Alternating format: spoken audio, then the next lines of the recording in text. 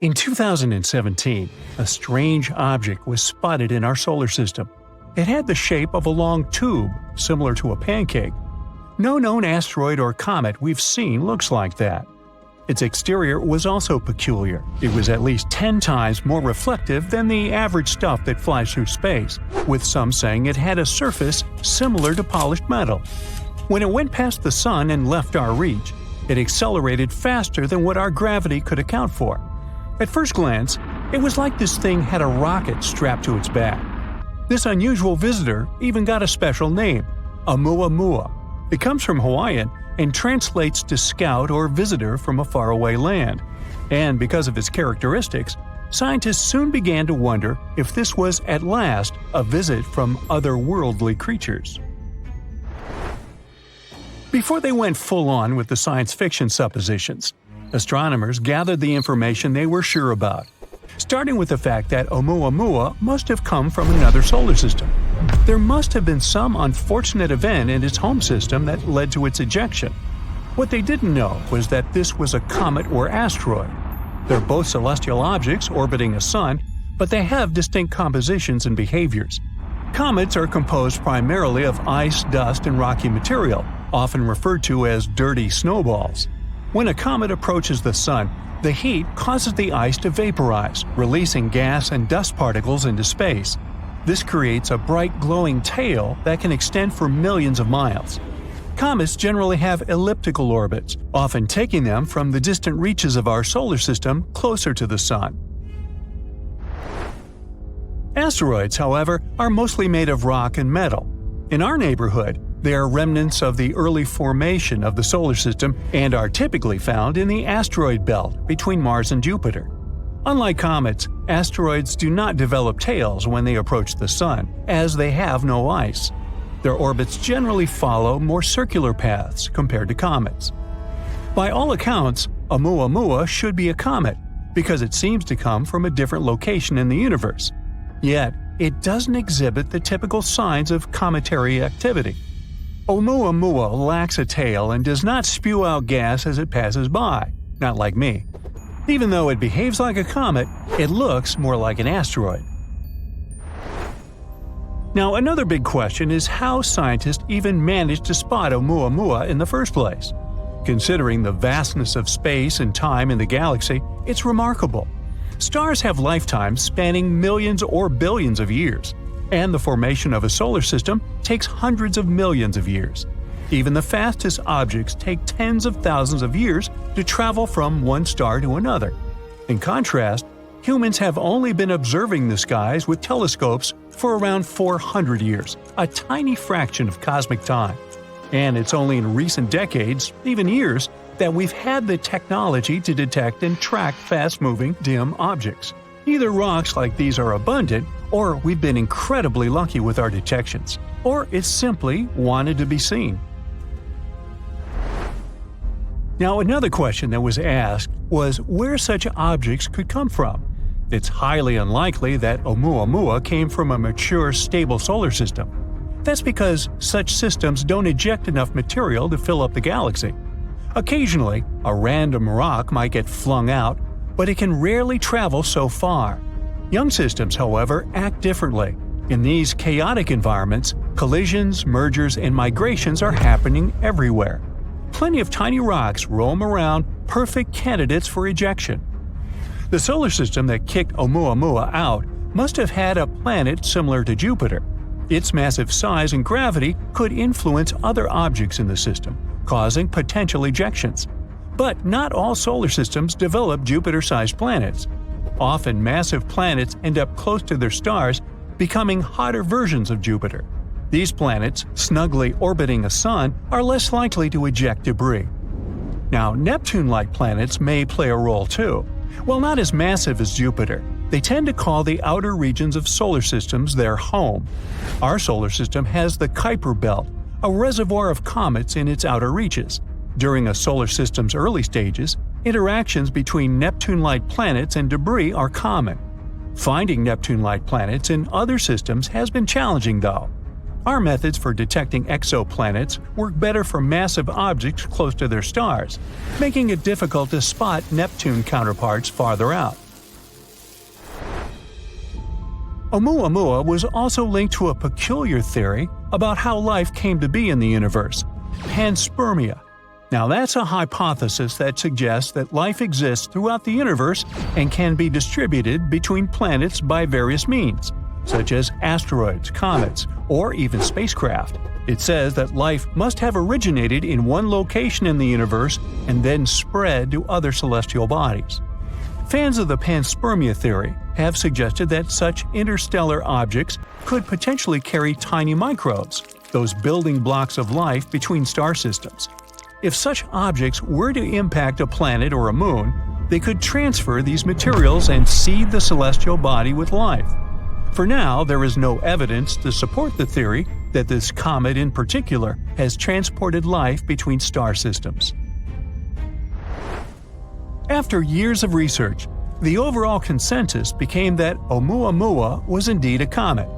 The reason why it moves so strangely is because it might have frozen hydrogen on its surface that reacts when touched by sunlight. The closer it got to our sun, the faster it became, releasing that hydrogen and also changing its path through our solar system. Its color also supports this theory. It's red, which might mean it's been hit by cosmic rays for a long time. The longer it was touched by those rays, the more hydrogen it gathered in the process. But since they can't be completely sure, astronomers have a plan to follow this visitor. One idea is to send a mission to check it out. It's already far away from us, but it may not be too late just yet.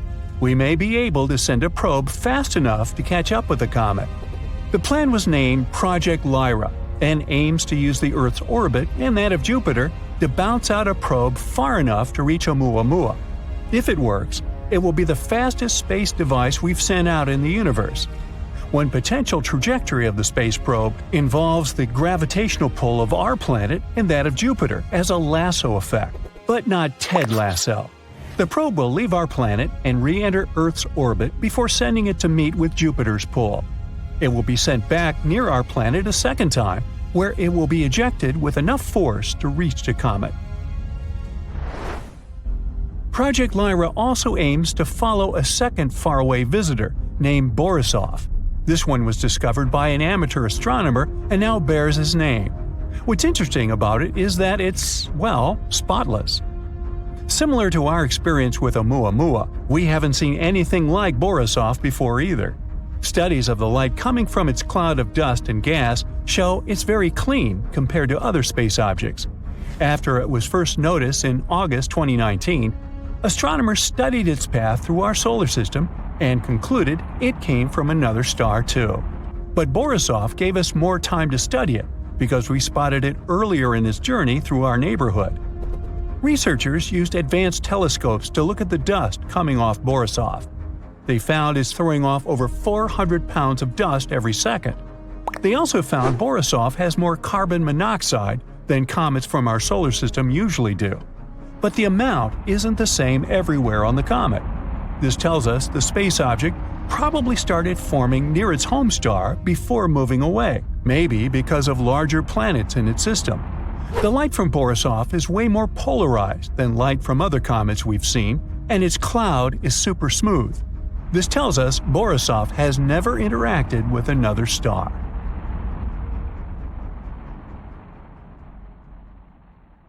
Hey, did you hear about the Philae spacecraft and its wild ride on a comet called 67P back in 2014?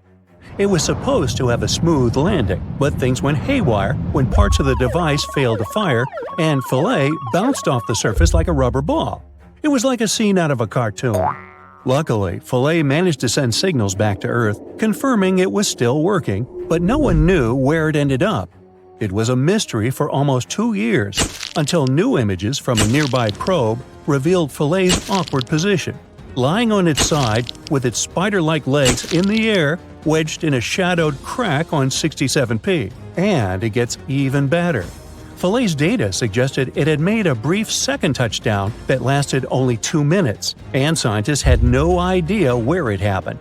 It was like a game of cosmic hide-and-seek. Yoo-hoo!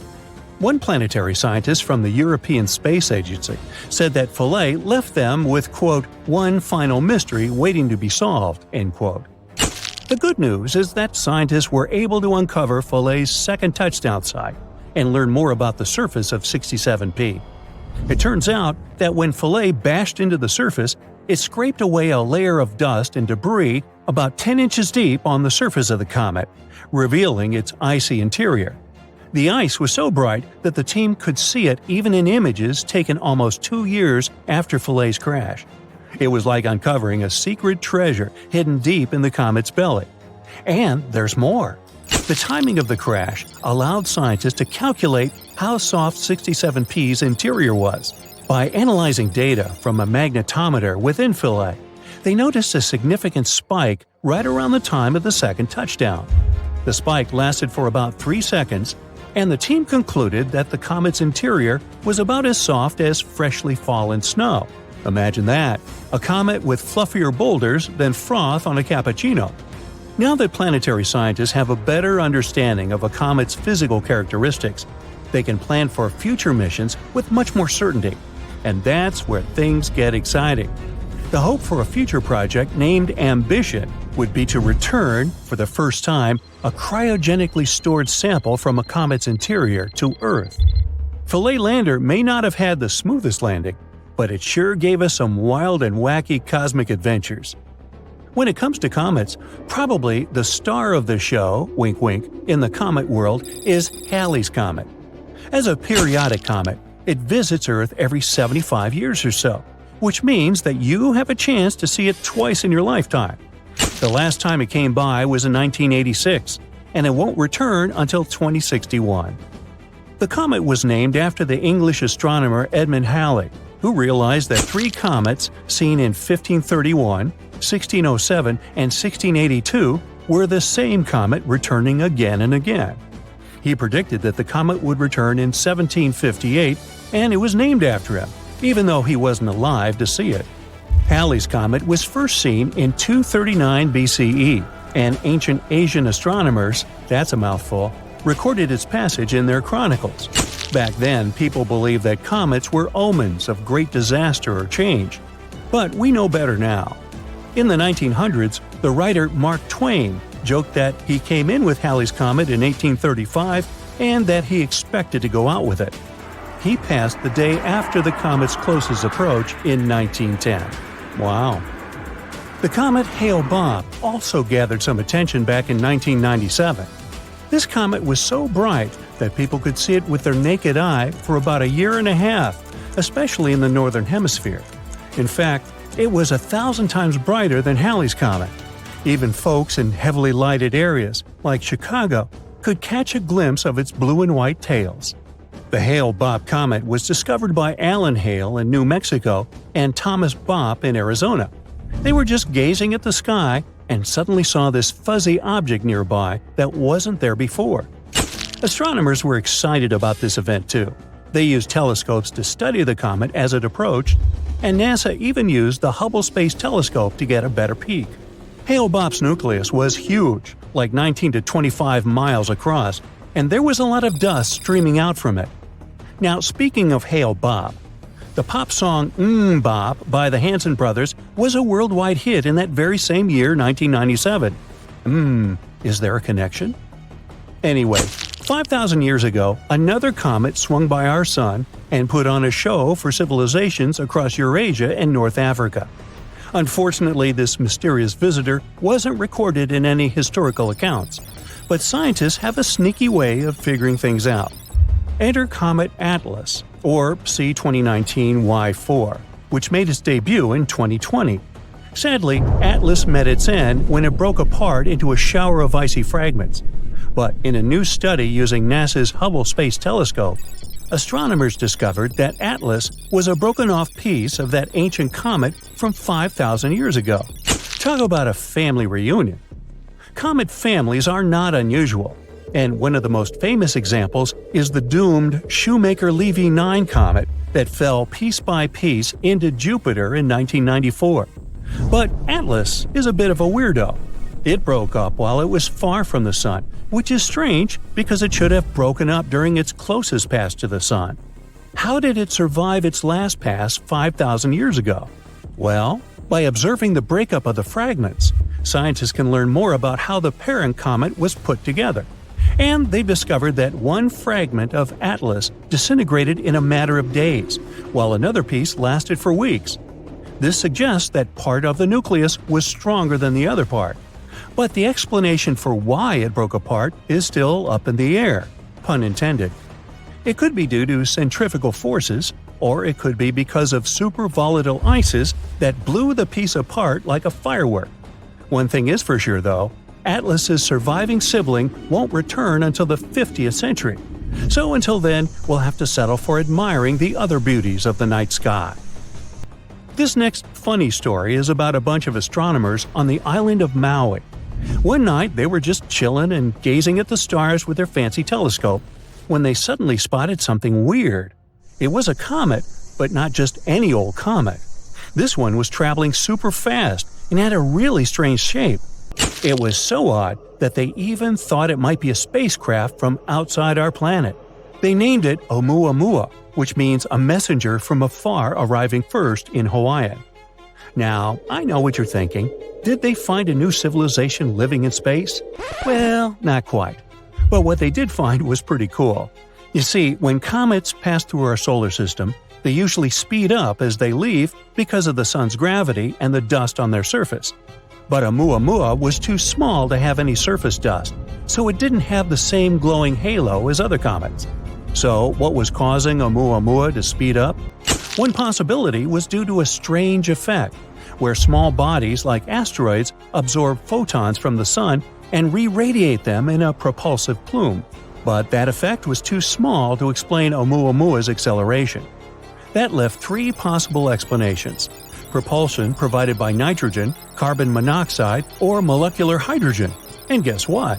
One theory is that Oumuamua was rich in water, which is made up of hydrogen and oxygen.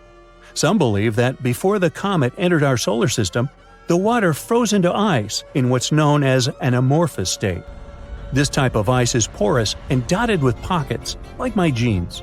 The theory then goes to say that cosmic radiation caused some of the hydrogen in the water molecules to break away, collecting in the pores like fuel in tiny fuel tanks. When Oumuamua entered the inner solar system, it probably warmed up just enough for the ice to convert to its crystalline state, essentially closing the pockets and forcing the hydrogen out of the comet. This might have provided the propulsive push that could explain the acceleration. If this theory is correct, there are no cosmic neighbors, just some really cool science. Aloha! Some people, like the Andaman Islanders, that's a community living in the Gulf of Bengal, see them as burning torches thrown into the air by forest spirits. Others, like some Australian Aborigines, think they're flaming sticks ridden by shamans. If you ask an astronomer, though, they'll tell you that a comet is a large object made of dust and ice that orbits the sun. Arguably one of the most famous space objects of this kind is Halley's Comet. It has left a great impact on our history and understanding of these mysterious falling stars. When this comet passed Earth in August of 1835, for example, it was blamed for the New York City fire that kept going for several nights. At the same time, the Seminole Indians in Florida saw the comet's long tail and believed it marked the day they would lose their independence. This comet came back in 1910, and people yet again saw it as a sign of bad luck. In Chicago, people bent over backward to secure their windows to protect themselves from the comet's dangerous tail. Others bought all sorts of gadgets, like umbrellas or masks protecting from comets. But what's so intriguing about this space body? How come it just pops up around Earth every once in a while? And, most importantly, is it really dangerous? Halley's is what astronomers call a periodic comet. It visits us every 75 years or so. On rare occasions, some lucky people get to see it twice in their lifetime. It last passed Earth in 1986, and it is expected to come back in 2061. Despite this scheduled return, the comet's orbit can't be predicted with precision. That's partly because of the chemical processes happening inside the comet. Halley's orbit may also change due to random interactions with other planets and space objects in our solar system. Its official title is 1P/Halley, and it's named after English astronomer Edmund Halley. He was the one who studied the reports of a comet nearing Earth in 1531, 1607, and 1682. Based on his calculations, he concluded that these three occurrences had been, in fact, the same comet, returning over and over again. He also predicted its return in 1758. Halley's discovery also pointed out that some comets, like this one, orbited the Sun, but their journey was not circular. If you look at it in 2D, Halley's orbit looks like an elliptical wire dangling from the Sun. Sadly, Halley didn't live to see the comet's correctly predicted return, but it was named after him. According to the European Space Agency, the first sighting of Halley's comet dates back to March 30th, 239 BCE. Asian astronomers noted it down in the Sheqi and Wenxian Thungkao chronicles. But another study claims that we might have first noticed it even earlier than that, during the times of the ancient Greeks. Writings from that period reported a huge meteor that landed in northern Greece, leaving the local population perplexed. It soon became one of the ancient world's most popular tourist attractions. But the authors also noticed a comet in the sky at the time the meteor landed. They also reported the fact that the unusual space object had remained in the sky for about 75 days. Shakespeare himself seems to have written about this comet in his play Julius Caesar around the year 1600. In this work, he included a now famous phrase speaking of comets as unusual signs, saying, "The heavens themselves blaze forth." It wasn't the last time famous writers felt a certain connection with this object. Writer Mark Twain even said in 1909, "I came in with Halley's Comet in 1835. It is coming again next year, and I expect to go out with it." Surprisingly, Twain passed away on April 21st, 1910, one day after Halley's had emerged from behind the far side of the Sun. We got a better look at the comet when it last passed us in 1986. Several spacecraft were sent toward Halley's to take samples of the comet's composition. This fleet of spaceships, dubbed the Halley Armada, flew nearby, one of them taking several pictures of the comet's core for the first time in history. We also had much better telescopes to look at the comet as it swung by our planet this time. Based on current studies, there's little to no chance that Halley's Comet could actually pose any danger to our planet. Most of the bad things associated with the comet were just fabrications. Even better, comets, in general, may have made life on Earth possible. Specialists believe that early in our planet's history, collisions with comets brought a significant amount of water here, which helped to form our oceans. These space objects may have also gifted us organic material necessary for the formation of life. Don't confuse comets with asteroids, though.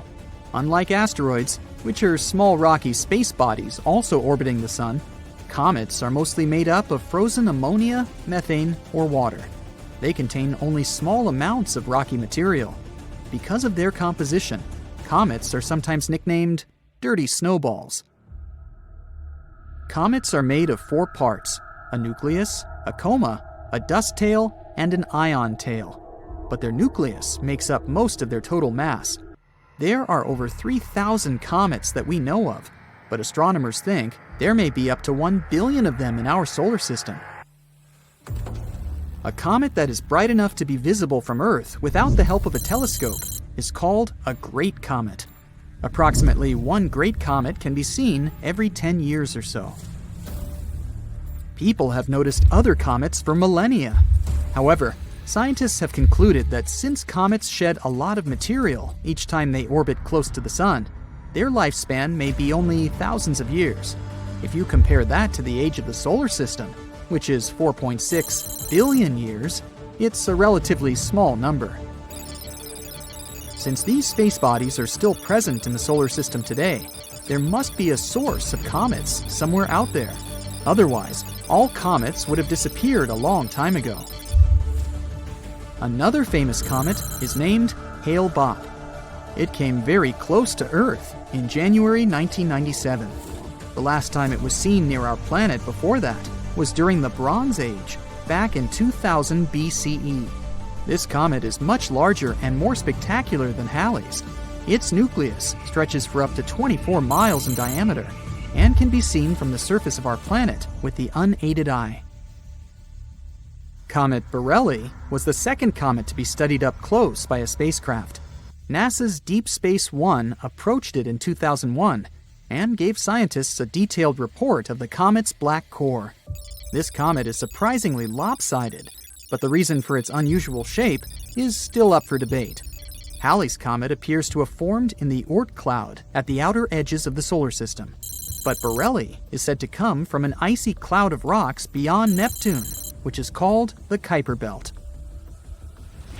Comet Hyakutake gave us quite the show when it passed just 9.3 million miles from Earth in March 1996. It looked like an ice blue splash with a faint gas tail. This comet amazed astronomers too, as it produced X-rays 100 times more intense than scientists had predicted.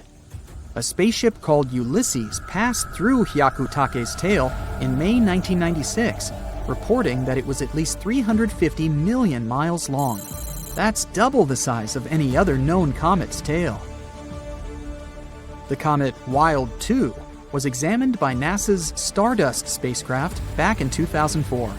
The probe managed to fly within 147 miles of the nucleus of Wild 2, giving us some of the best comet pictures to date. It was also the first time we got samples of dust particles from a comet. The precious cargo came back to Earth in January 2006. Its aim was to shed light on the conditions under which Wild 2, and the solar system for that matter, formed those billions of years ago. Wild 2 is about 3 miles in diameter and covered with craters and cliffs. Asteroids aren't as rare on our planet as we may think. About 17,000 of them visit us every year. You've probably seen at least one in your life. For example, if you've seen a shooting star. They leave these bright tails behind them as they pass through Earth's atmosphere. Of course, they only look beautiful in the sky. If they reach the ground, the consequences would be catastrophic. Luckily for us, most of them explode 30 to 50 miles above the surface. Their mass is too small for them to withstand such a journey to the end, so most of them remain harmless to us. But we shouldn't underestimate them. Let's start with the smallest ones. 1 to 3 foot high asteroids are about the size of a person. They're too small to cause any real damage. Most often they explode in the atmosphere without even reaching its lower layers. But at the same time, they splash up tons of energy over the surface every time. 13 to 15 foot asteroids, the height of giraffes and mammoths. These larger meteorites come to us less often, once a year and a half. Like the previous ones, they, fortunately, don't pose a serious threat, but they splash out much more energy.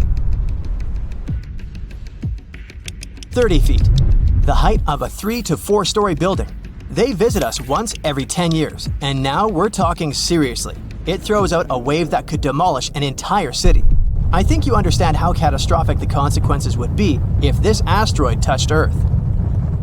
65 feet, multi-story building. They like to visit Earth once every 60 to 70 years. Good news, it explodes at 12 miles above the ground.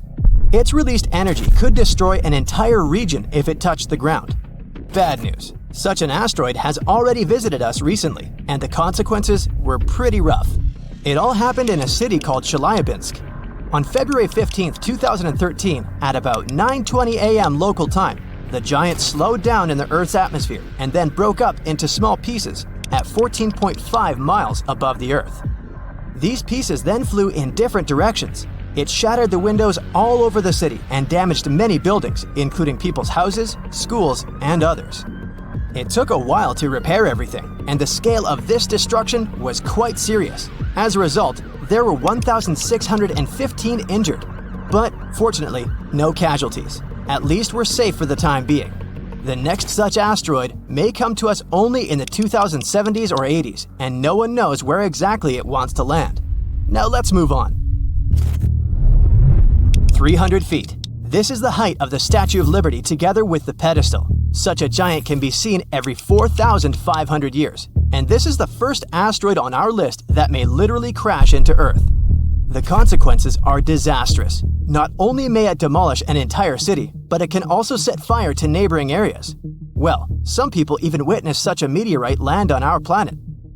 The notorious Tunguska meteorite is the biggest asteroid disaster that people have ever seen. It all happened on June 30th, 1908 in eastern Siberia. The meteorite was bright, like a second sun, and people felt the heat wave when it just approached the Earth. It exploded near the river. Fortunately, the whole area was surrounded by taiga, and there were no big cities nearby. But even there, it immediately destroyed a lot of trees. Serious forest fires broke out. The sound of the explosion was heard by people hundreds of miles around. At tens of miles around, all the houses' windows broke. The magnetic storm that resulted from this collision lasted 5 hours. The consequences were truly disastrous, but perhaps this is not the worst thing that awaits humankind. 99942 Apophis, 1,215 feet. It's slightly bigger than the Eiffel Tower. This meteorite, as scientists discovered in 2013, will be our next guest. Collisions of such force occur in about 100,000 years, and this one is gradually approaching. The force of such an explosion is equal to the force of the catastrophic eruption of the Krakatoa volcano in 1883. This eruption is considered one of the most destructive in history. It caused a terrible tsunami. 165 cities and settlements were completely destroyed, and another 132 were seriously damaged. People all around the globe could feel the consequences of this eruption, at least to some degree. Such an asteroid could leave a 3.5-mile crater, and this is one we'll face in the distant future. But calm down, no need to panic yet. By 2070, the meteorite will be almost 174 million miles away from us. It still has a very long journey ahead of it, so we're safe for at least 100 years, or even more. Besides, our planet has survived something even worse. 3,280 feet. This is higher than the tallest tower in the world, the Dubai Burj Khalifa Tower. Such collisions occur once every 500,000 years. We're not sure when such a collision occurred the last time.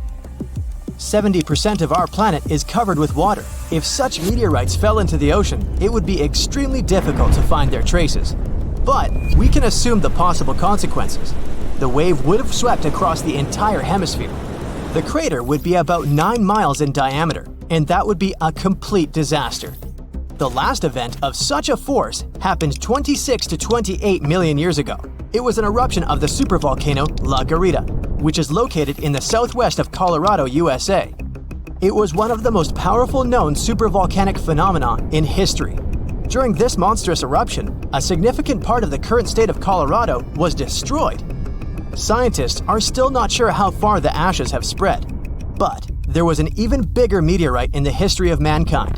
The consequences of that impact were irreversible for an entire species of animals. I think you know what I'm talking about. Chicxulub meteorite, the thing that wiped the dinosaurs off the face of the Earth. This happened about 66 million years ago. These collisions in general happen about every 500 million years. The height of the Chicxulub meteorite was 12.4 miles. It's so high that when it touched the ground, it could reach the stratosphere. Even looking at the 124-mile diameter crater left by this meteorite, you can understand how huge it was. When it collided with the Earth, millions of tons of energy were released. This is an unimaginable disaster.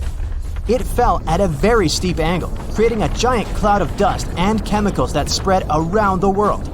This dust had a very thin layer, but also a mass of 50 trillion tons. The shockwave swept across the entire planet. It caused several earthquakes.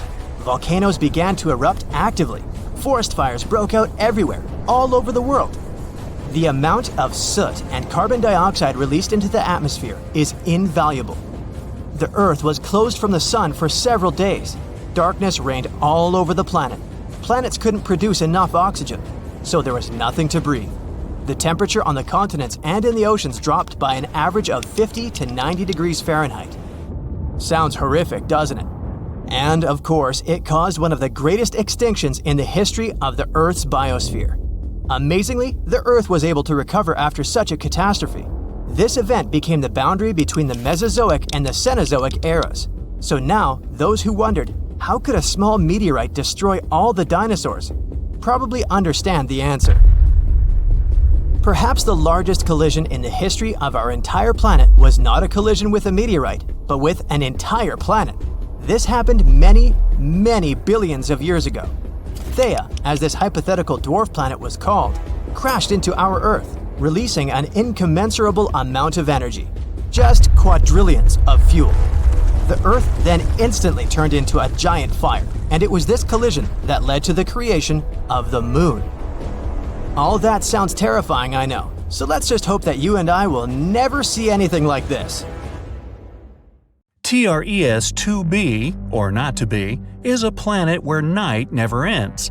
And it's not your regular night with stars shining in the beautiful skies. Here it's pitch dark and scorching hot. TRES-2b is a gas giant, roughly 1.5 times more massive than Jupiter, and its surface absorbs light better than charcoal. It might also have a faint dark red glow because of its burning air, which is as hot as fresh lava. Lovely. In the star system of 55 Cancri, there are 5 planets, 4 of which are gas giants similar to Jupiter and Saturn. But the 5th one, or rather the first because it's closest to the star, is different in a most horrible way. 55 Cancri e is so close to its sun that half the planet's surface is a literal ocean of molten lava. The other half is in eternal darkness because it never sees the sun. The planet is always turned to its star on one side. And between the scorching and the dark, there's the twilight zone, a thin strip of gloomy nothingness. That's a getaway spot. HD 189377b, well, I'm not going to say that again, is the only exoplanet in the orbit of its star, and at first glance it looks quite pretty, blue and white swirls making up wondrous patterns on the surface. But these pleasant colors actually come from hard silicate particles in the planet's atmosphere, which means it rains glass here. But the worst is that winds reach the speed of 5,400 miles per hour, or almost Mach 7. Well, for comparison, the fastest wind speed on Earth was 254 miles per hour, over 20 times less. Thus, the glass falling from the sky travels horizontally at hypersonic speeds, shredding everything in its path. Better duck. The next system, whose name I won't even try to pronounce, this one, has 3 exoplanets, which are all being slowly destroyed by their own star. It happens because that star is not a regular. It's a pulsar, a rapidly spinning core of an exploded star. It creates powerful electromagnetic pulses in several directions while rotating at several thousand times per second. As a result, the planets orbiting this deceased star are slowly being eaten away and will eventually disappear entirely. Kepler-70, hey, I can say that one, is a hot blue dwarf star that exploded into a red giant some 18 million years ago. At the time, it was orbited by at least 2 planets, the closer of which was a Jupiter-like gas giant. Its name was Kepler-70b, and it still exists, but the overgrown star consumed it and transformed it into a blazing hot rocky world. Right now, it's one of the hottest planets ever discovered. Its temperature is higher than the surface of our Sun. It was lucky to survive spending time inside the star, but it's evaporating now and will probably be no more in the near future. WASP-12b is one of the weirdest and saddest planets out there. The enormous gravity of its star, combined with the planets consisting mostly of gas, result in the star slowly devouring its protege. So pal, what's eating you? My mother. WASP-12b has already taken the form of an egg, stretched toward its merciless sun, and it's unable to do anything with its condition. In another 10 million years, the planet will inevitably succumb to the voracious star's appetite. Hey, you asked. If you ever wondered what it's like to walk on ice and hot coals at the same time, Gliese 436b is a planet that would give you a vivid example. Being extremely close to its sun, the Neptune-sized exoplanet boasts temperatures hotter than a blazing oven, and yet it's covered in ice, which burns incessantly. This ice is much denser due to the enormous gravity of the planet, staying solid even under extreme conditions and not melting away. no list of frightening worlds could do without mentioning Venus, the Earth's evil twin.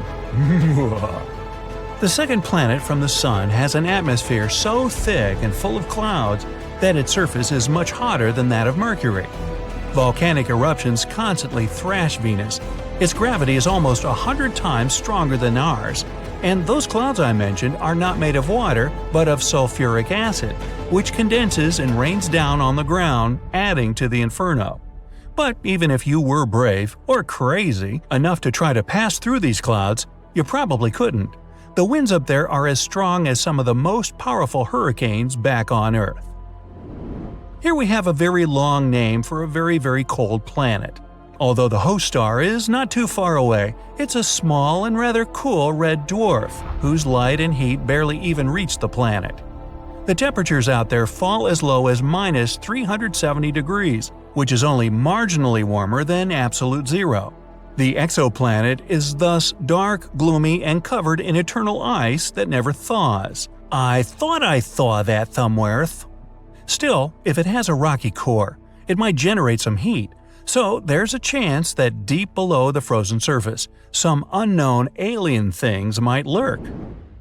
Dimidium, located roughly 50 light-years away from our solar system, is a planet hostile to any living thing on many accounts. It's tidally locked to its sun, which means one of its sides is always facing the star, while the other is always turned away. The hot side is heated to over 1,800 degrees, perpetually blown over with winds reaching 600 miles per hour. And that's winter. Well, actually, I don't know that. Despite Dimidium being a gas giant, it has a large amount of iron in it, which melts and evaporates in the atmosphere, creating clouds. And when those cool down, they fall on the surface in the infernal rain of molten iron. That'll test your mettle. Oxygen is usually viewed as an element that might bring life to a planet, but this is definitely not the case for Osiris. Scientists were shocked to find oxygen on this planet, or rather around it, because it's 8 times closer to its star than Mercury is to the Sun. This extreme distance makes Osiris a living melting pot, where anything that could burn will. It's also responsible for a very short orbit of the planet around the star. A year on Osiris is just 3.5 days on Earth. To boot, the atmosphere of the planet is constantly blown and melted away by the heat from its sun. Vacation? Nah, let's keep looking. Karat Exo 3b is neither as hot nor as cold as some of the others on this list, but it's terrifying in its own more insidious way. It's a gas giant similar in size to Jupiter, yet 20 times denser. This makes this exoplanet's gravity weigh down on everything on its surface 50 times more than it would on Earth. Stepping on it would be your ultimate doom, because you'd be immediately crushed by the density of its atmosphere. Karat 7b is another oven-like world. Its day-to-day temperature is over 4,000 degrees. Combined with the rocky surface, it presents an infernal landscape. The rocks on the ground bubble and boil, evaporating in the atmosphere, where they cool down and eventually fall back on the surface in a brimstone rain. The saddest thing about Karat 7b is that it might have once been a gas giant whose atmosphere melted away from the heat, leaving only the scorched core. Asteroids flying around is sometimes like a fierce game of dodgeball, where you never know when some of them can go in your direction. So we can just track the situation and hope for the best. To figure out the risk, scientists from different organizations have to study the positions and paths of the asteroids that come close to our planet, especially those that are at least 0.6 miles wide. And the good news is that none of these asteroids will probably hit us for at least the next 1,000 years. Phew! To give us an idea of their power, scientists did an experiment to simulate the impact of such a gigantic asteroid. The energy released from the collision would be a mind-blowing 100,000 megatons. That's like detonating 15,000 tons of dynamite. Also, if such a big asteroid hit us, Earth would cool down significantly because of all that debris that would go into the atmosphere and block sunlight. Plants wouldn't be able to get their fuel in this case, so we'd all be in trouble, both humans and animals. Thankfully, such mammoth asteroid impacts are quite rare. The larger an asteroid, the longer it takes it to collide with Earth. For example, it's estimated that asteroids with diameters of at least 0.6 miles strike our planet about once every 700,000 years. And if we're talking about even bigger ones that are 3 miles wide, well, those are predicted to come crashing down only once every 30 million years. Yay! But hold on. Don't get too relaxed just yet. Astronomers focus on really large asteroids because those are the ones that can kinda doom our planet if they hit us. Yep, you got it right. In a dinosaur kind of way. Even if one of them didn't erase us completely, the damage would still be enormous. So, there are still some asteroids wandering around that we need to keep an eye on to see how they might evolve over time. Scientists have a model of tracking them where they focus on the parts of an asteroid's path that come close to our planet to see if the space rock poses a risk to us. And it seems there might be one asteroid, 7482, 1994 PC1, 3,600 feet in diameter that might pose some danger. It's supposed to come closer to our planet in the next 1,000 years. And when I say risky, it means there's a 0.0151% chance of it coming within one Earth-Moon distance. It already passed by us in 2022, but we were lucky because it was far enough 1.2 million miles. I'd say we can relax when it comes to asteroid scenarios. For now. Asteroids slamming into Earth would be new for humankind, but not for the planet itself. As I said, there weren't many of those big ones, but they still had enormous consequences. The first one that comes to most people's minds is, of course, the dinosaur asteroid as big as a mountain that struck our home planet around 66 million years ago, near Mexico's Yucatan Peninsula. It was chaotic. Global firestorms and tsunamis were all over the place. Dust was blocking out the sun, and vaporized rock released sulfur, which then led to acid rain and the acidification of the oceans. But there was an even bigger fella that came before that one. Around 2 billion years ago, a gigantic asteroid crashed into our planet and left a massive crater in South Africa. The one we know today as the Redefort crater. And it seems this asteroid might have been even bigger than we all originally thought. Twice as wide as the space rock that erased dinosaurs. The Redefort crater is confirmed to be the biggest visible crater on Earth, with a diameter of about 99 miles. It used to be even bigger when it first formed, though. Maybe even 155 to 174 miles across. It's hard to figure out its true size because the crater has been eroding for the past 2 billion years. Think of it like slicing off layers from the rim of a bowl. The diameter gets smaller with each slice. When the asteroid, 7 to 5 miles wide, that wiped away dinosaurs hit Earth about 66 million years ago, it caused massive destruction. Forest fires, acid rain, tsunamis, and so much ash and dust that it changed Earth's climate. This all made about 75% of life on our planet extinct. The asteroid that created the Redefort crater was not only bigger, but it also traveled at a higher speed, which means the consequences there would have been even worse.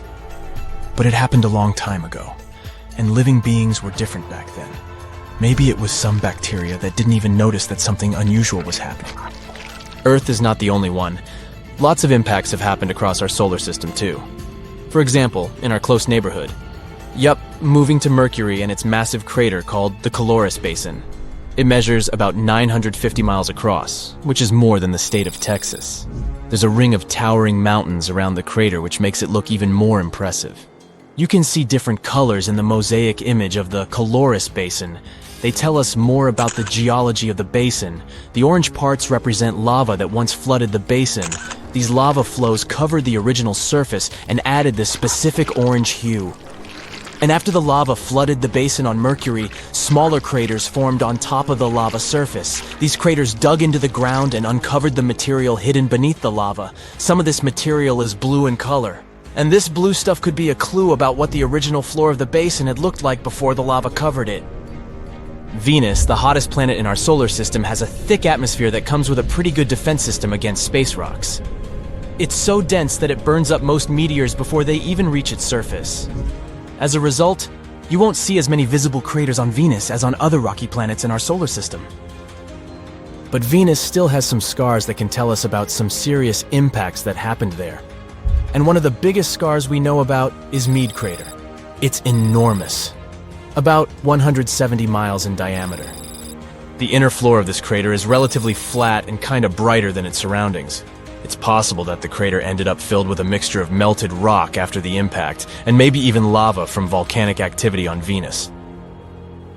Want to get an idea of what Earth might look like without its protective layer called atmosphere?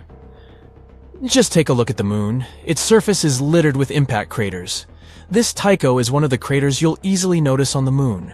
When you look at the full moon, you can spot it as a distinct circle with bright rays that radiate outward, slightly off-center on the lower left side of the moon. This crater, 53 miles wide, has a beautiful central peak in the middle that's topped with an intriguing boulder. The size of this boulder is impressive. It would fill about half of a typical city block here on Earth. When talking about craters, we definitely can't leave out Mars.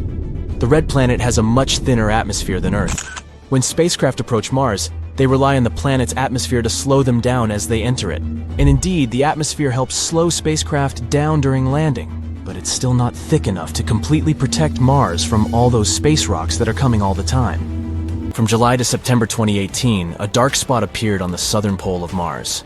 It consists of two distinct patterns. A theory says that the bigger, lighter-colored blast pattern can be the result of an impact shock wave scouring the ice surface. The impact generated winds that spread out and scoured the ice.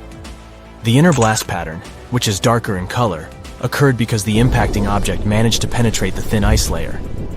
As it hit the surface, it sent dark sand and debris flying in all directions. For decades now, scientists have been discovering new planets outside our solar system. By 2023, we've found more than 5,000 of them, and many of these exoplanets could potentially even have life. Now, if you're ready for a wild ride through space, let's find out what potentially habitable planets we've discovered in the last few years. LP 890-9b and LP 890-9c. Buckle up because we're heading to LP 890-9. A red dwarf star located a whopping 105 light-years away from Earth. This star is quite cool compared to our Sun, in terms of temperature, of course. It has a temperature of about 4,700 degrees Fahrenheit. Now, this little guy may be small, but it's packed with surprises. For example, 2 exoplanets orbiting around it. Moreover, both of these planets are likely terrestrial, meaning they are rocky, just like Earth. First up, we have LP 90-9b, which was discovered in 2022 using the TESS telescope and later confirmed by the Speculoos telescope. This planet is a super-Earth, weighing in at about 13 times the mass of our own planet. It's also slightly bigger than Earth, with a radius about 1.3 times larger. And if you thought Mercury's orbit around the Sun was quick, just wait until you hear about LP 890-9b. It takes about 3 days to complete one lap around its star. Imagine falling asleep in freezing winter and waking up in hot summer. But the real showstopper here is LP 890-9c. This one was discovered by the Speculoos telescope. It's a bit further out from the star and takes a leisurely 2.5 times longer to orbit than LP 890-9b. It's also a bit larger than Earth. But its real claim to fame is its location within the habitable zone of its star. That means it could potentially have liquid water on its surface and a climate suitable for life. Now this planet becomes a prime candidate for studying its atmosphere using the James Webb Space Telescope. But hold on. It's not all sunshine and rainbows for LP 890-9c. It's also really close to its star, meaning it's full of radiation that could potentially make it less habitable. And to top it off, it's tidally locked, just like our moon. That means one side of the planet is always facing the star and is incredibly hot, while the other is always in the dark and really cold. Scientific models suggest that this planet could be more like Venus in terms of its atmosphere and climate. And Venus isn't known for being human-friendly. But despite these challenges, LP 890-9c is still a fascinating exoplanet worth studying further. Who knows what secrets it may hold? Let's move on to the next candidates. GJ1002b and GJ1002c. An international team of scientists, led by researchers at the Instituto de Astrofísica de Canarias, has found 2 Earth-like planets just 16 light-years away from our solar system. They both orbit a red dwarf star called GJ1002. Our Sun is a yellow dwarf, which means that GJ1002 is much cooler and fainter than our own Sun. But that's okay. Both planets are very close to its star, so it shouldn't be too cold or dark on them. These planets, called GJ1002b and GJ1002c, are both in the habitability zone of their star, meaning they could potentially support life. Also, both of them have masses similar to that of Earth. GJ1002b is the inner planet and takes about 10 days to orbit its star, while GJ1002c takes a little over 21 days. These planets are great candidates for studying their atmospheres and could even be targets for future missions to search for signs of life. The most important thing is that these two planets could potentially support life, and that's pretty cool. Plus, the fact that they're located so close to us means that we might be able to visit them someday. Well, maybe not us personally, but you know. And maybe one day, we'll even find some extraterrestrial life on one of these planets. Now that would be out of this world. But moving on to the next one. Kepler 1649c. Kepler 1649c, also known as the Lost Exoplanet, was rediscovered in 2022 by scientists using data from NASA's Kepler spacecraft. This exoplanet is located about 300 light-years away from Earth and orbits a small, cool star called Kepler 1649. It's about the same size as Earth, and just like the previous ones, it's located in the habitable zone of its star. Initially, the data about this planet was discarded. A special computer program called RoboVetter, written to automatically sift through the volumes of Kepler data, labeled this candidate as a false positive. In other words, the program thought it was just some kind of an error or interference. Fortunately, the researchers double-checked such things, and when rechecking the data, they managed to rescue poor Kepler 1649c. Now we know that this is a terrestrial planet just like Earth, and if it really does contain water, there could even be life there. But don't pack your bags just yet. There are still many unknowns about Kepler 1649c. For example, we don't know what its atmosphere is like or what kind of surface it has. It's also possible that the planet is tidally locked, just like LP 890-9c. That would be, unpleasant. That's why Kepler 1649c is definitely worth further study. Maybe it turns out to be a perfect place for us to set up a vacation home in the future. Just make sure to bring plenty of sunscreen since the planet is pretty close to its star and things could get pretty toasty. Kepler 1638b. This exoplanet is located about 5,000 light-years from Earth in the constellation Cygnus. It's also located in the habitable zone of its star. It was discovered in 2020 by the Kepler spacecraft through the process called transiting. They basically take a bunch of photos of the star at different times. After that, the programs analyze these photos and look for small spots and dots on them. These tiny dips in brightness may mean that a planet was passing by the star. Kepler 1638b is a bit of an oddball compared to most exoplanets we've found so far.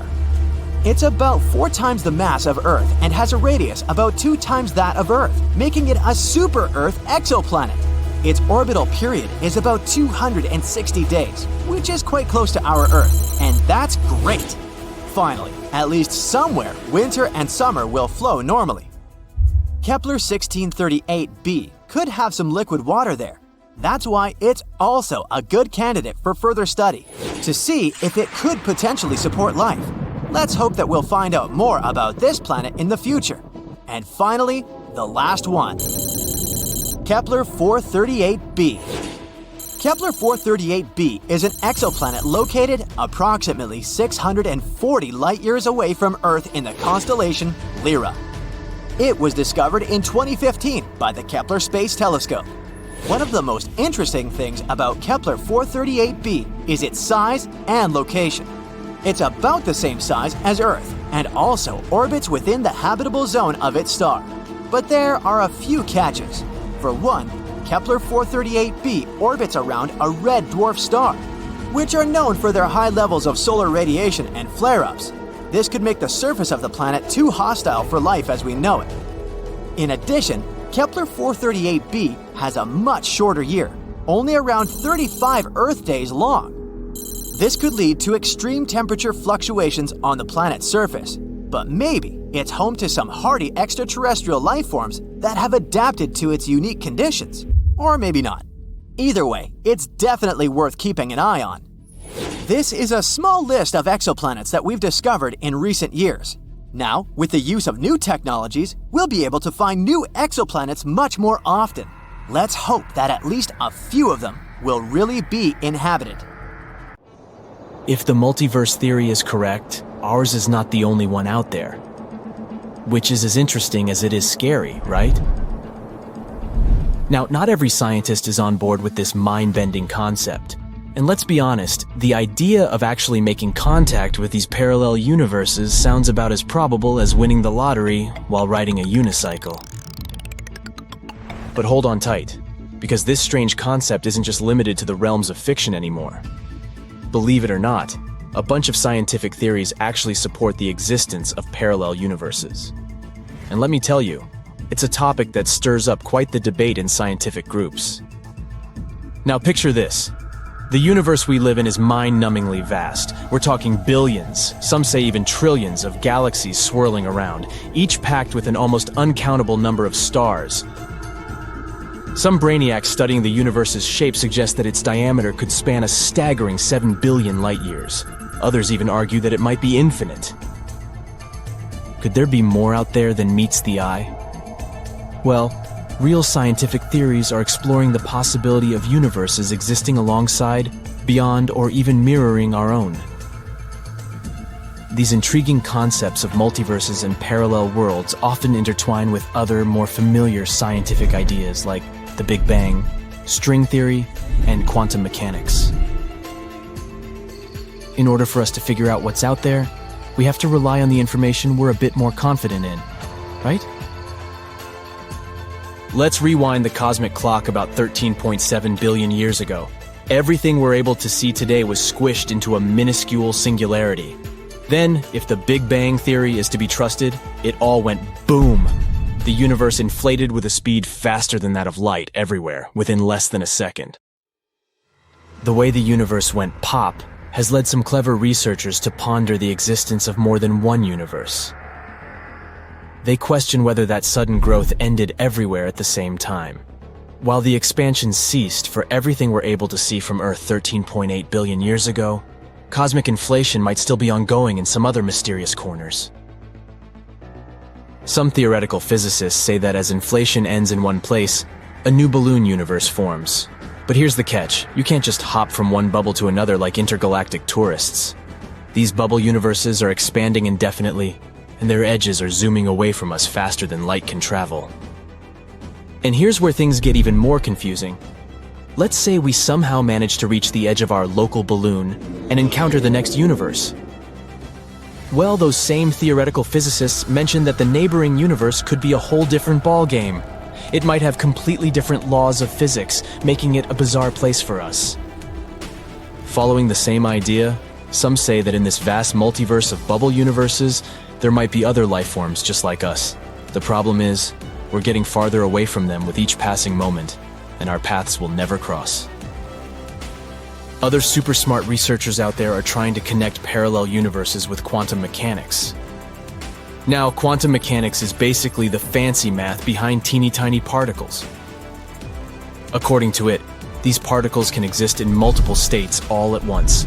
They call it a wave function that holds all the crazy options. But here's the catch.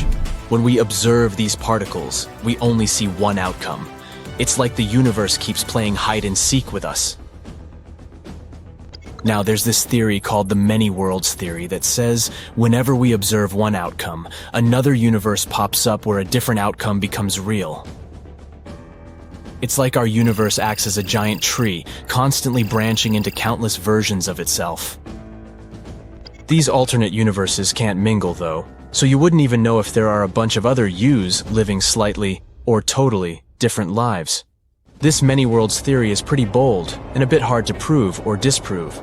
And that's not great for science because scientists love to test and experiment with their ideas. But if there's infinite space out there, why wouldn't there be infinite universes too? Try to imagine the universe as this giant cosmic playground.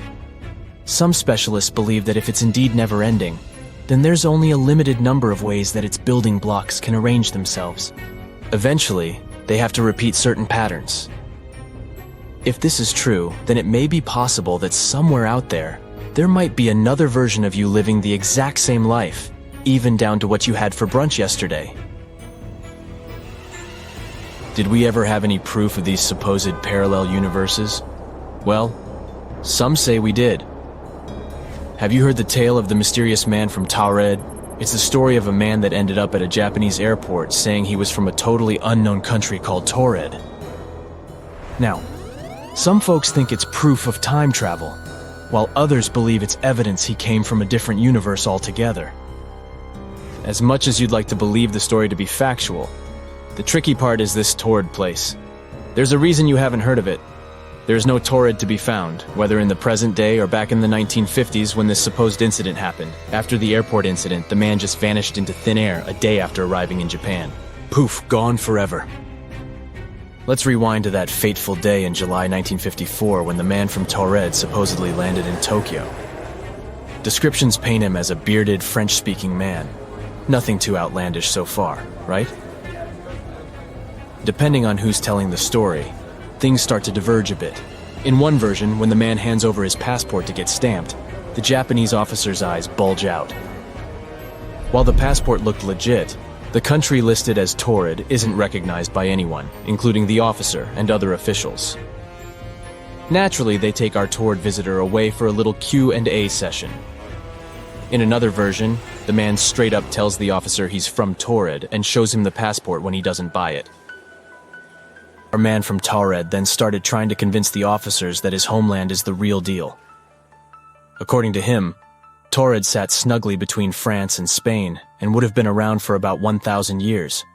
To prove his point, he even points to the area on a map that matches the Principality of Andorra. Obviously, things took a mysterious turn. The officers decided to hold the man in custody, suspecting he might be up to no good. They put him up in a nearby hotel for the night, but not without stationing 2 people outside his room to keep an eye on things. Can you guess what happens next? Drumroll, please. When the officers showed up the next morning, ready to continue their investigation, the man had vanished without a trace. No sign of escape, and to make matters even more puzzling, all his personal documents have magically vanished too.